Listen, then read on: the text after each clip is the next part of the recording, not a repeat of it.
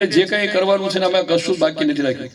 અમારા deputy do, મામલતદાર, અમારા TDO એને બધાને એટલે બોલાવ્યા છે. ફક્ત એક નહીં, નાના માણસો માટે, ગરીબ માટે જે પ્લોટ આપણે મંજૂર થયા છે ને, ભાઈ આપણે બધા અધિકારીઓ જોઈ લેજો. અમારે ચૂંટણી પહેલા એનું પરિણામ જોઈએ. આપણે પ્લોટ સોંપવા છે.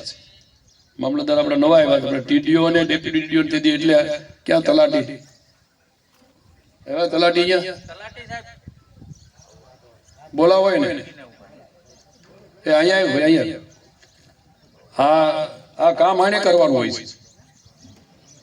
મારે બધાને પ્લોટ જોઈએ, અપાઈ જવા જોઈએ. તમારે જે કઈ વ્યવસ્થા ગોઠવી. મામલતદાર આપણે નવા આવ્યા, પણ ટીડીઓ અને ડેપ્યુટી ડીડીઓ આ 15 દિવસ પહેલા તમને યાદી કરાવી છે. મારે એનું પરિણામ જોઈએ અઠવાડિયામાં.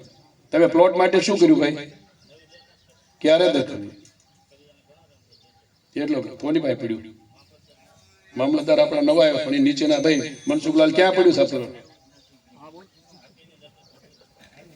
ભાઈ તમે સાંભળી લો, આ જાહેરમાં મારે નહોતું કેવું, તમને આ એટલા માટે કેવું પડે. વારંવાર એકલી એક વાત કેમ યાદ કરવી પડે છે? કોણ જોઈ ગયું છે? કોઈના ઉપર કોઈ ટોપી નાખવાની વાત નહીં કરતા. મારે અઠવાડિયામાં પરિણામ જોઈએ, જેની પાસે હોય ને. 2 મહિના જેટલી એક વાત ચાલે, તમને શરમ આવવી જોઈએ. એટલે જો બધા મિત્રોને, આપણે નાના માણસની પણ એટલી ચિંતા, એને મળવું જ જોઈએ. એના હક અને અધિકારોનું છે.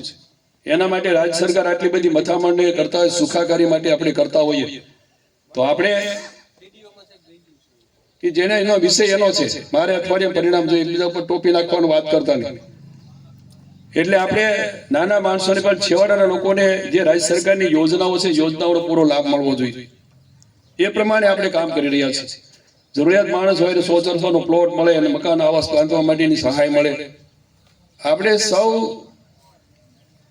પશુઓ હોય, મનુષ્ય હોય, માણસ હોય, લોકોની સુખાકારી હોય, દરેક રાજ્ય સરકારની યોજનાઓ છે, છેવાડાના માણસો સુધી પહોંચે અને પહોંચાડવાની જવાબદારી આપણે સૌ ભાઈ સંગઠનને આપણી બધા